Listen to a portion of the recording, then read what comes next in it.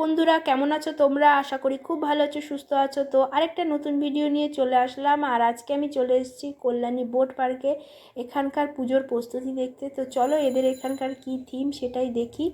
আর ভিডিওটা ভালো লাগলে লাইক শেয়ার কমেন্ট করে কিন্তু তোমরা অবশ্যই জানিও। দেখতে থাকো।